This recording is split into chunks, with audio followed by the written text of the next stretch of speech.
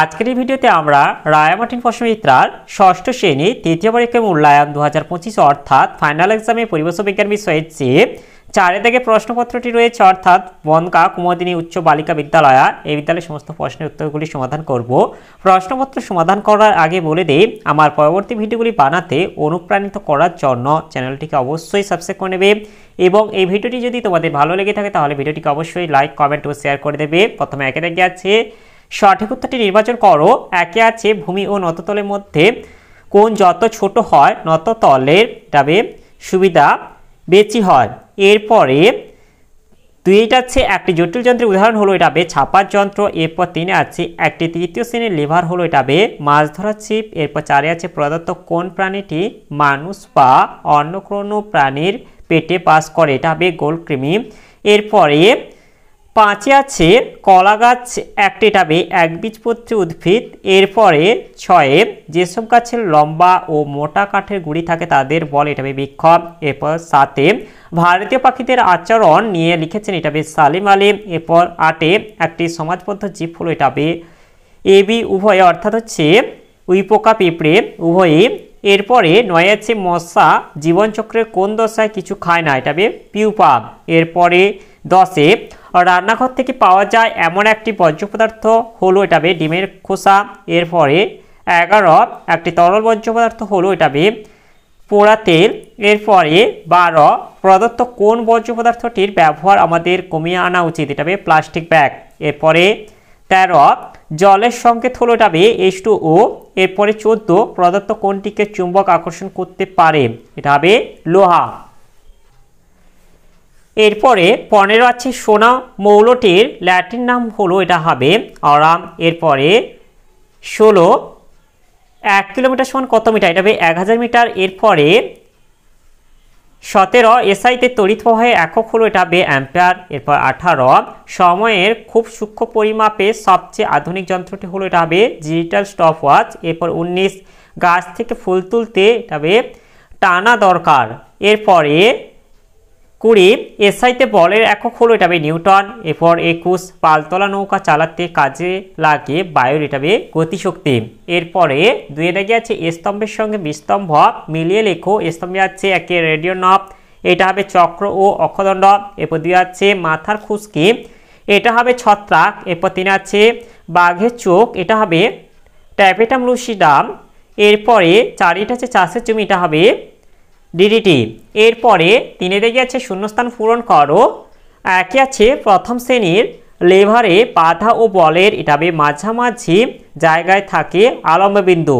এরপরে 2 আছে তিমির চামড়ার নিচে চর্বির যে পুরুষ স্তর থাকে তার নাম হলো এটা হবে ব্লাবার। এরপর 3 আছে পুষ্টি হলো একটি শারীরিক প্রক্রিয়া আর তার ফলাফল হলো এটা হবে স্বাস্থ্য। এরপরে 4 আমাদের প্রতিদিনের কাজের জন্য প্রয়োজনীয় শক্তি আমরা এটা খাদ্য থেকে পাই। এরপরে 4 দাগে আছে সত্য বা মিথ্যা লেখো। একে আছে জলের রেশম হলো এক ধরনের শ্যাওলা এটা সত্য হবে। এরপর 2 আছে স্বাস্থ্যকেন্দ্র থেকে পাওয়া একটি বর্জ্য পদার্থ হলো পচা সবজি এটা মিথ্যা হবে। এরপরে 3 আছে প্রকৃতিতে 94টি মৌল পাওয়া যায় এটা সত্য হবে। এরপর 4 দুটি ঘটনার মধ্যে যতক্ষণে ব্যবধান থাকে তাকেই দৈর্ঘ্য বলা হয় এটা মিথ্যা হবে। এরপরে 5 আছে অতি সংক্ষিপ্ত উত্তর দাও। একে আছে একটি তরল ধাতুর নাম লেখো এটা পারদ হবে। এরপর 2 যেটা আছে তুমি হাতের তালু দুটি কিছু সময় ধরে ঘষলে কি ঘটবে এর উত্তরটি হবে হাতের তালু গরম হয়ে যাবে। এরপরে 6 দাগে যেটা আছে সংক্ষিপ্ত উত্তর দাও। বিকল্প প্রশ্নগুলি লক্ষণীয়। 1 আছে জটিল যন্ত্র কাকে বলে এর উত্তরটি হলো এই যে একাধিক সরল যন্ত্রের সমন্বয়ে গঠিত যন্ত্রকে জটিল যন্ত্র বলা হয় যেমন হচ্ছে সেলাই মেশিন। এরপরে 2টা আছে গুপ্তবীজী উদ্ভিদ ও ব্যক্তবীজী উদ্ভিদের দুটি পার্থক্য লেখো এর উত্তরটি হলো ব্যক্তবীজী গুপ্তবীজী বিষয়। 1 হচ্ছে উদ্ভিদ দেহ গুল্ম বা বৃক্ষজাতীয় এবং বহুবর্ষজীবী আর এটা হবে বিরুৎ গুল্ম বা বৃক্ষজাতীয় এবং একবর্ষজীবী দ্বিবর্ষজীবী বা বহুবর্ষজীবী। এরপর যেটা হচ্ছে ফুল প্রকৃত ফুল উৎপন্ন হয় না এটা হবে 4টি স্তবক প্রীতি দলমণ্ডল ফুল ও স্ত্রী স্তবক যুক্ত প্রকৃত ফুল উৎপন্ন হয়। এরপর হচ্ছে ফল ফল গঠিত হয় না, এটা গঠিত হয়। এরপর হচ্ছে বীজ নগ্ন, ফলের মধ্যে আবদ্ধ থাকে না, এটা ফলের মধ্যে আবদ্ধ থাকে। এরপরে বীজপত্র 2 এর বেশি, এটা একটি বা দুটি। এরপর যেটা হচ্ছে উদাহরণ, এটা পাইন সাইকাস, এটা হবে ধান, গম, আম, বট গাছ ইত্যাদি। এরপরে এটা হচ্ছে কলকাতার কোন জায়গায় পরিযায়ী পাখিদের দেখা মেলে, এটা হাওড়া সাঁতরাগাছি ঝিলে। এরপরে আছে একটি পরিযায়ী পাখির নাম বলো, একটি পরিযায়ী পাখির নাম হলো খঞ্জনা। এরপরে 4টা আছে ফেলে দেওয়া প্লাস্টিক বোতলকে তুমি স্বাস্থ্য ও পরিবেশের কোনো ক্ষতি না করে কিভাবে পুনরায় ব্যবহার করতে পারো। এর তো হলো এই যে প্লাস্টিকের বোতল, যে খালি রিফিল, এইটা আমরা বলে দেবো যে প্লাস্টিকের বোতলের গায়ে পেনের রিফিলগুলোকে লাগিয়ে সুন্দর পেনদানি তৈরি করা যায়। এরপর এটা হচ্ছে 5 হাইড্রোজেন ও অক্সিজেনের ধর্মের 2টি পার্থক্য লেখো। এর উত্তরটি হলো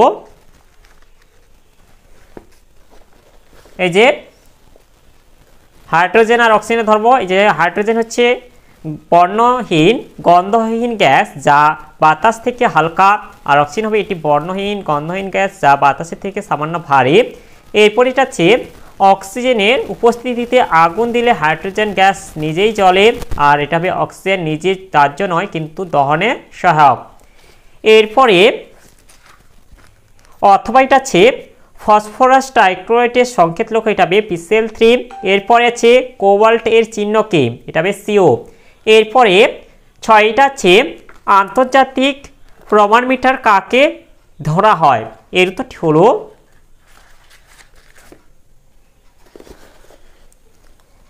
ফ্রান্সের প্যারিস শহরে 1889 খ্রিস্টাব্দে international bureau of weights and measures নামক সংস্থায় 0 ডিগ্রি সেলসিয়াস তাপমাত্রায় রাখা প্লাটিনাম ও ইরিডিয়াম এর সংকর ধাতু তৈরি একটি দণ্ডের দুপ্রান্তের মাঝের দূরত্বকে আন্তর্জাতিক প্রমাণ মিটার বা প্রমাণ 1 মিটার বলে।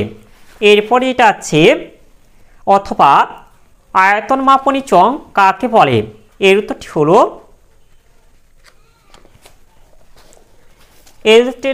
আমরা এখান থেকে বলে দেব আয়তন মাপনী চোঙের সাহায্যে কিছু পরিমাণ তরলে আয়তন মাপা হয়, অর্থাৎ যে চোঙের সাহায্যে আমরা তরলে কিছু পরিমাণ আয়তন মাপি তাকে আয়তন মাপনী চং বলা হয়।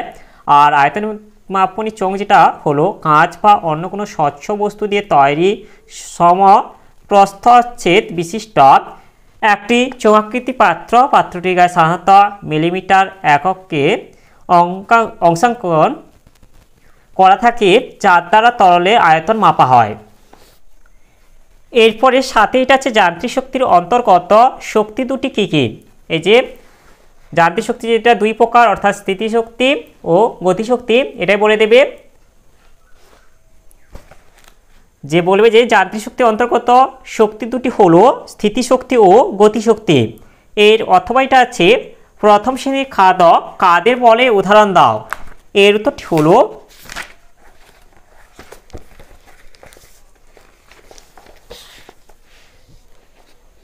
যেসব প্রাণীরা সরাসরি উদ্ভিদকে খাদ্য হিসেবে গ্রহণ করে তাদের বলা হয় প্রথম শ্রেণীর খাদক। উদাহরণ সমস্ত তৃণভোজী প্রাণী, অর্থাৎ গরু, ছাগল, খরগোশ, হরিণ, ছোট ছোট মাছ, বিভিন্ন পোকামাকড় ইত্যাদি। এরপরে সাথে থেকে যেটা আছে নিচের প্রশ্নগুলির উত্তর দাও যে কোনো 7টি। একে আছে যে কোনো যন্ত্রের নিয়মিত পরিচর্যা করা দরকার কেন বুঝিয়ে লেখো। এর উত্তরটি হলো আমরা এখান থেকে বলে দেব যে দীর্ঘদিন ধরে নিয়মিত ব্যবহারের জন্য ঘর্ষণের ফলে যন্ত্রের ঘূর্ণায়মান অংশগুলি দ্রুত ক্ষয়প্রাপ্ত হয়। জলীয় বাষ্পের সংস্পর্শে লোহার তৈরি যন্ত্র বা যন্ত্রাংশে মরিচা পড়ে, তাই দীর্ঘ সময়ের জন্য যন্ত্রকে কার্যকরী রাখতে সেগুলি নিয়মিত যত্ন ও পরিচর্যা এবং যথাযথ রক্ষণাবেক্ষণ জরুরি। এরপরে 2টা আছে উদাহরণ সহ মোলাস্কার বৈশিষ্ট্যগুলি লেখো। এর উত্তরটি হলো এই যে মোলাস্কা এর বৈশিষ্ট্য হলো এক হচ্ছে দেহ নরম খণ্ডকবিহীন হয়, দেহ ম্যান্টল নামক বিশেষ পর্দা দ্বারা আবৃত থাকে। 2 নরম দেহের বাইরে বা ভিতরে দিকে চুন জাতীয় পদার্থ ক্যালসিয়াম কার্বনেট নির্মিত খোলক থাকে। 3 দেহ 3টি অংশ নিয়ে গঠিত হয়। মস্তক, মাংসলপথ ও দেহের ভিতরের অঙ্গসমূহ। এরপর হচ্ছে 4 এদের গমন অঙ্গ হলো মাংসলপথ। এরপরে 5 আছে রেচন অঙ্গ বৃক্ক। এরপরে যেটা আছে 3 আগে তোমার দেখা একটি ঘাস জমির উৎপাদক অমেরুদণ্ডী প্রাণী ও মেরুদণ্ডী প্রাণী দুটি করে নাম লেখো। এই যেটা হবে ঘাসের উৎপাদক হচ্ছে তোমরা লিখবে যে ছোট গাছ কিংবা ঘাস লিখবে। এরপর যেটা হচ্ছে অমেরুদণ্ডী প্রাণী কেঁচো, কেন্ন। আর এরপরে যেটা হচ্ছে মেরুদণ্ডী প্রাণী এটা তোমরা লিখবে ইঁদুর, এছাড়া হরিণ লিখতে পারো, সাপ লিখতে পারো। এরপরে চারিদিকে যেটা আছে দেখতে ঘোড়ার সঙ্গে মিল আছে এমন একটি মাছের নাম লেখো। এদের ডিম ও বাচ্চা পালনের বৈশিষ্ট্য বুঝে লেখো। এর উত্তরটি হলো, এই যে মাছের নামটি হলো সি হর্স।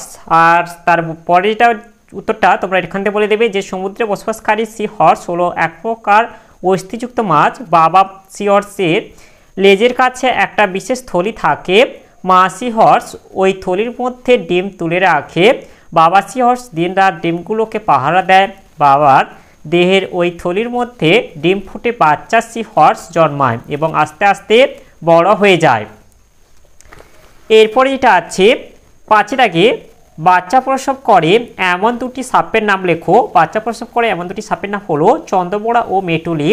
এরপরে যেটা আছে মশা কয় প্রকার ও কী কী? মশা 3 প্রকার, যথা কিউলেক্স মশা, এডিস মশা ও অ্যানোফিলিস মশা।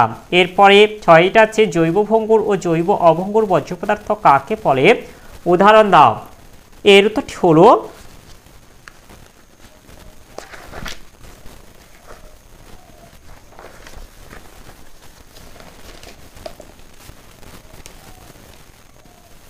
প্রাকৃতিক পরিবেশে যে সমস্ত জৈব বর্জ্য পদার্থ সহজে ভেঙে গিয়ে মাটিতে মিশে যায় এবং পরিবেশের চক্রাকারে আবর্তিত হয় তাদের জৈব ভঙ্গুর বর্জ্য পদার্থ